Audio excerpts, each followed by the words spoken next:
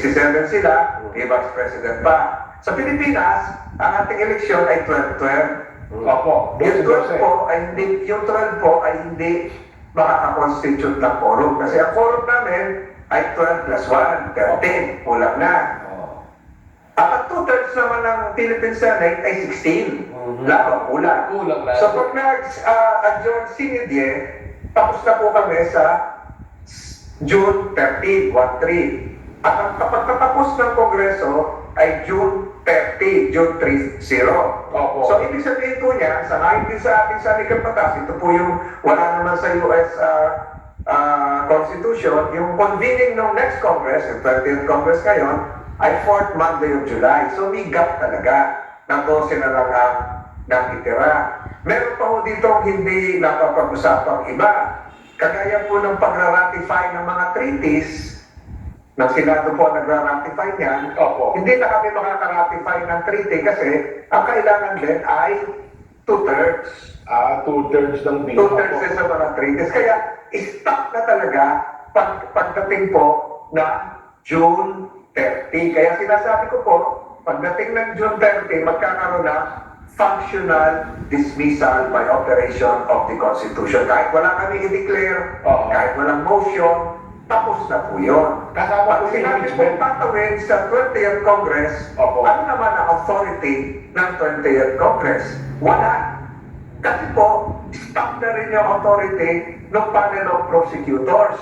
Nag-terminate na nga yung kanilang term. Kailangan i-reappoint po sila. At meron tayong isang provision na wala sa saligang batas ng Amerika, yung you cannot file a case against the same respondent within a period of 1 year. Wala po sa Constitution ng Amerika. At wala din yung salitang forthwith sa saligang batas ng Amerika. Mas kakaunti po ang salita, ang word sa American Constitution, at mas marami po tayong salita. Sa dalawang saligang batas, wala pong salita, lalo sa atin, wala pong salita carry over. So,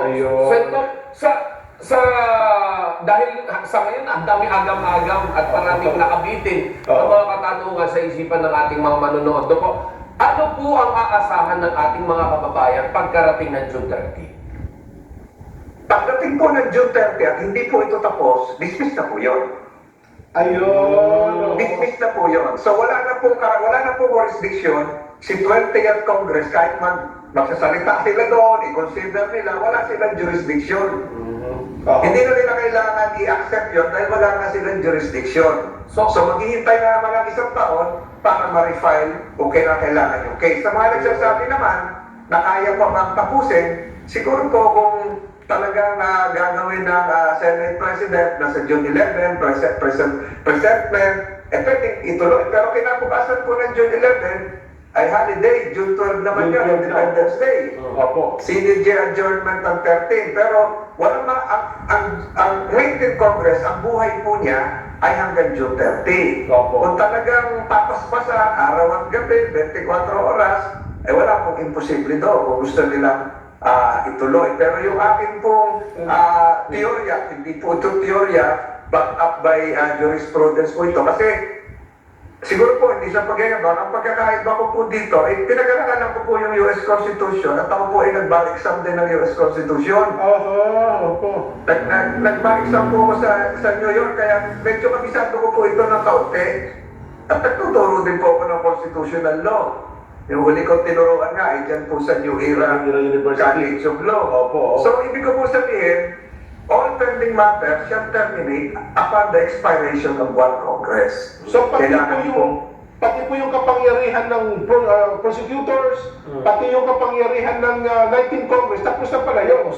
Tapos na po yun. Kaya kahit po yung Bill Clinton case, yung Trump case, nag-reappoint po sila ng bagong mga prosecutors. Subalit nag-carry over sila sa US Senate kasi nga doon sa mga pinaliwanag ko kanina. Dalawa lang po ang na-impeach pa sa US Senate, si President Andrew Jackson at si President Bill Clinton. Although na-filean din ang case si President Trump. Sa lahat-lahat po ay kasama yung mga judges sa US ay 11 pa lang lahat yan. simula po noong 1789 US Constitution. May mga inibigay na halimbawa sa isang proper court anya, halimbawa, ikaw ay may kaso, nag-resign yung judge, o kaya naman halimbawa nawala yung judge, nag-retire.